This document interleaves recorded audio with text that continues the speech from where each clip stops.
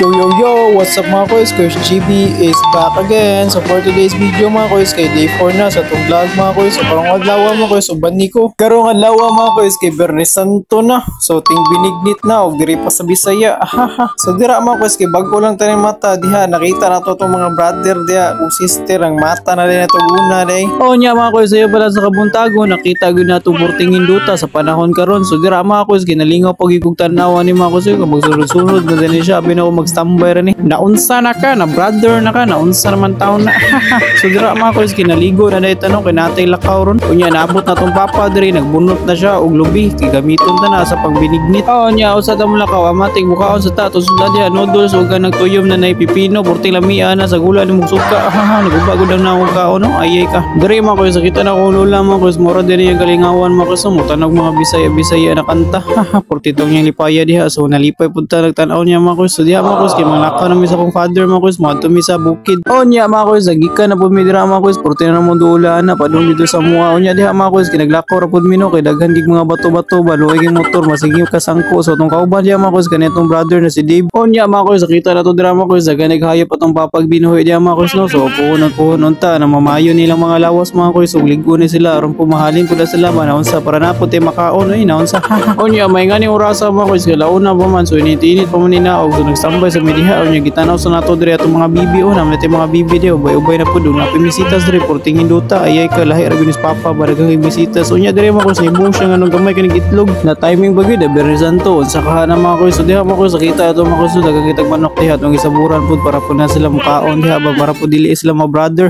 O niya diri mga kois, kita pud naglamaw diri sa bibi mga kois, no? Grabe, ubay-ubay na gyud ni sila mga kois, ang tatigaan ni sila mga maayong paglawas mga kois, aron mahalin pud nilang itlog para mahimo ni balot. So dira mga kois, kininaong sa ta kay magkaos ng tubig, wa pa man tay source of water diha mga kois. So mano-mano sa takaos sa tubig diha galon para gamito na to sa tong pagburo og tanom. So diha mga kois, kay padung na minaong sa kong brother diha, nagkaos pa na siya tubig, tabang ko niya karon. So dira mga kois, tubod din na siya mga kois, giduta lagi tubigan na mga kois, porting bugnawa og fresh kayo na. Oh diha, nakakaos sa tubig mga kois, ato pa na siya kalsahon, padung dito sa babaw mga kois, porting layuan na mga kois, katunga nas buntod.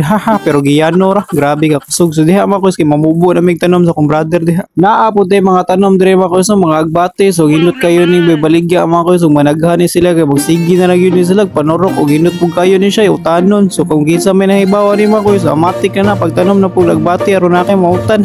Oh niya mga kois, samtay kanding diha no. So ato ni palayo gamay aron di na mahurot atong agbate. So dira mga kois, kay moadto bata sa pikas tubod. So sa biduha din sila katubod mga kois. Oh niya sa Cebu City mga kois, na sisilig sa diri na sabay napoy bridge diri na kahoy. So di sa di palupig. So diha mga kois, mo na tong agian padung dito sa pikas tubod no. So sinbiduha din ni katubod atong agian diri mga kois. Kopot ba ayo brother, alon dili matagak. So dira mga kois, grabe naman day kalibon diri mga kois. So una na kong ari mga kois, kay tamnanan gyud ni namo diri mga kois no. So wala na pud ni namo na sprayhan ba para papatay sa mga tanom-tanom na kanang mga sagbot ra. So dira mga kois, duha day ka bridge atong giagian diha mga kois. So taytayan dira siya nakahoy ra gyapon mga kois no. Grabe diha mga kois, tubod man tay karon tubiga mga kois, mo di jud ta mulabang diri. So diha mga kois, kay shortcut ra dayta mga kois no, naagyo day na agianan diha nangindot. So diha mga kois, porting libuna diha. So naghukas bagito diha ba koyo tagpaakon tag mananap diri, pero di man ta madutla na.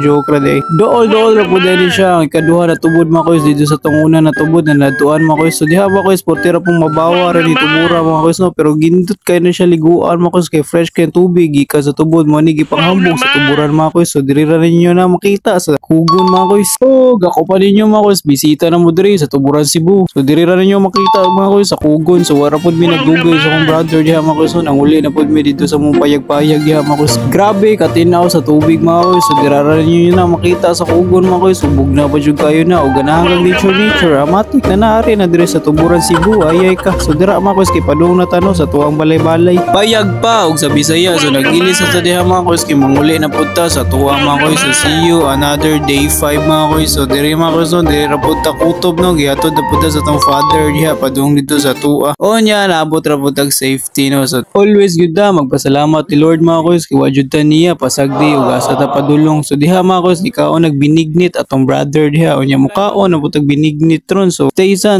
tuwang day 5 mga kois. See you.